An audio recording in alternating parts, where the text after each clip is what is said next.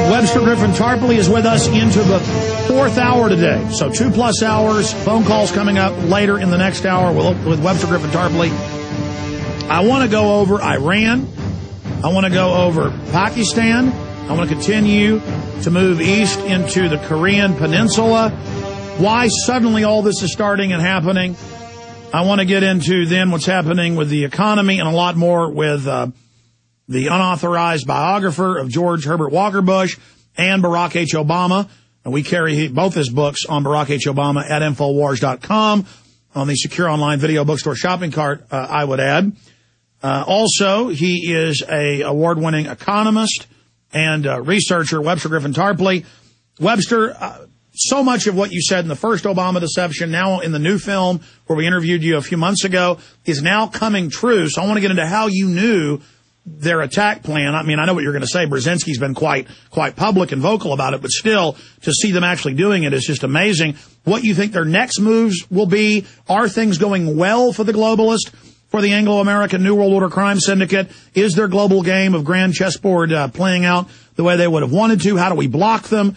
And then what's happening with the economy. But first, I just want to share the good news with people. Folks out there have done an incredible job of the Obama deception.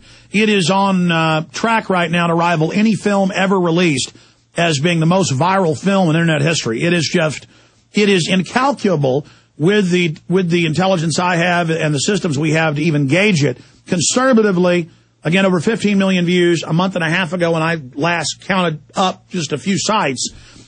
Just incalculable, the DVDs being copied and given out worldwide. Incalculable because it's so accurate and showed all his lies and said what his next lies would be. And it's actually worse than we said. So the film, people are seeing it almost like revelation.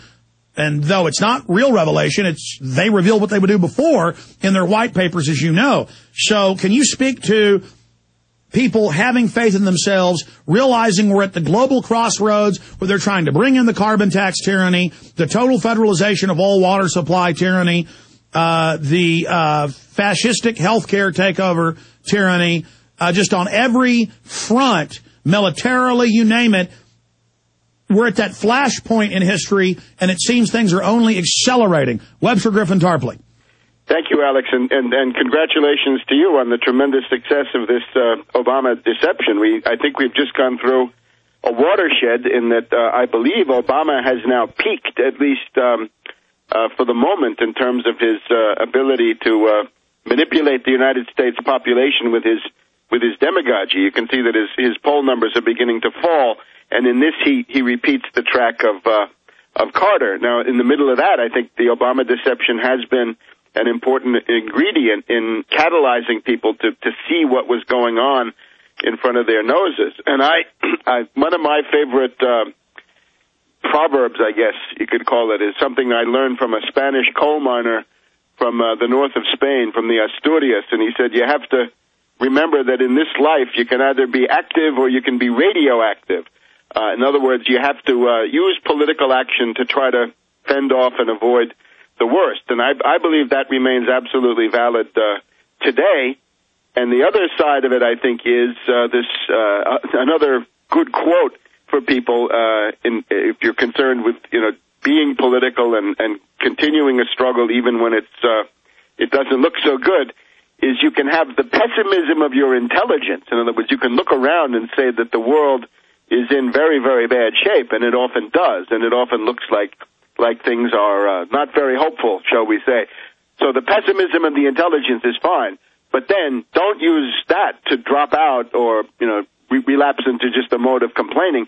The optimism of the will, and I think optimism of the will is what you showed by putting out this Obama deception, right? At the time we taped that, it was the height of Obama mania, right? It was the beginning of December of last year, as I recall, for the part that I was in. Yeah, he had 80% approval ratings, godlike level. Right. It seemed like, a small group of people going against the biggest demagogical exercise in world history, right? It seemed like an act of the most grotesque lunacy. But in reality, I think it has had a significant effect, and I think it will have more. I think the audience for this can only grow because the audience, as long as they were on this hysterical high of Obama mania and utopian dreams and messianic illusions everywhere, people are probably not so interested. But I think as the problems become more obvious and as these illusions vanish, it vanishes like at dawn, and then comes the hangover. In the middle of the hangover, I think people are going to want to see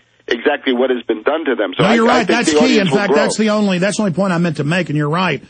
No, you're right. It's growing. It's accelerating in its exponential explosion. That's what's really taken my breath away. Go ahead, Webster.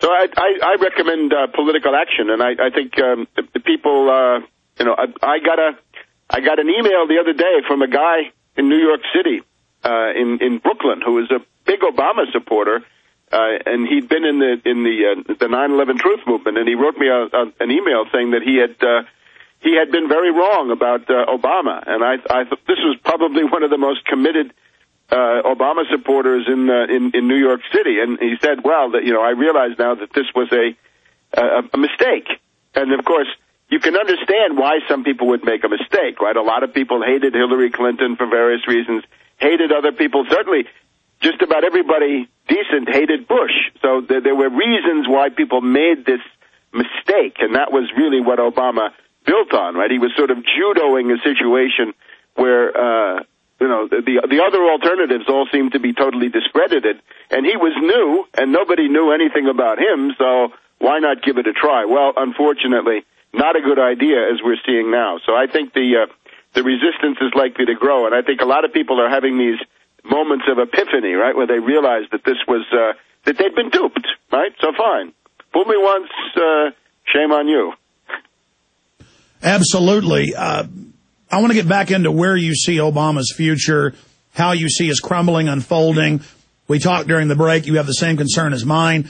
He will implode until he's discredited as a fraud, a charlatan, a con man, false hope, a scam artist puppet, unless they stage terror attacks or some type of Iranian crisis or North Korean situation. So let's start now on the geopolitical spectrum, moving first to Iran. Right. I think we can start with Iran because Iran is the big concern of the Carter administration, right? Remember that the Trilateral Commission is the common denominator of Carter and now of Obama. And indeed, some of the people are the same. Paul Adolph Volcker was put into the Federal Reserve by Carter, and now we've got Paul Adolph Volcker sitting in the White House as the director of economic recovery for Obama. A real amazing thing. And of course, back in the Carter administration, we had Zbigniew Brzezinski running the government in terms of foreign policy from his post at the National Security Council. Today we have Robert Gates, the protege of Brzezinski, a man who owes much of his career to Brzezinski, now in the Pentagon, running the U.S. military. So Iran was the big thing. The only time Carter got an improvement in his public opinion after the first year was the Iranian hostage crisis, beginning in January in November of 1979, and then lasting for more than a year. Right, that gave him the rally round effect. So. We got to remember what Biden said in Seattle on the 19th of October, right, that there's going to be a crisis in the first 6 months. We'll see what that might be. But let's look for the moment at Iran. We just had Obama go to Cairo and give this speech, right? It was really the second time Obama had done this. He had gone to Turkey some months before in April and given really the same kind of speech with a little bit less oomph, and with probably not as much hysteria around it. But there he was in Cairo, and he made this speech. Now, forget about the details of the speech. I think the main thing in the speech that was important was he had no economic perspective to offer.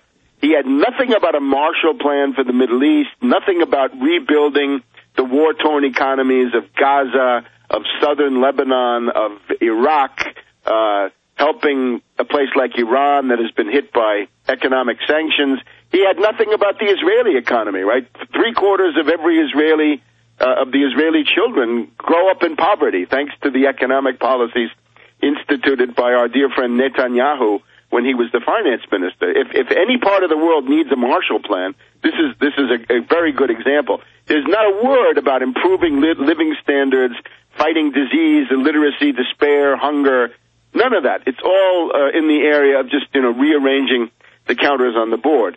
Now, after that, you had this election in Lebanon where the Hezbollah were thought to be about to take over the Lebanese government, and they didn't. So it's Hezbollah and General Aoun, a Maronite Christian, a great Lebanese patriot, the guy that I would look to in Lebanese politics. They didn't quite get the majority, but they remain quite strong, and this was considered to be already a magical effect of Obama's speech.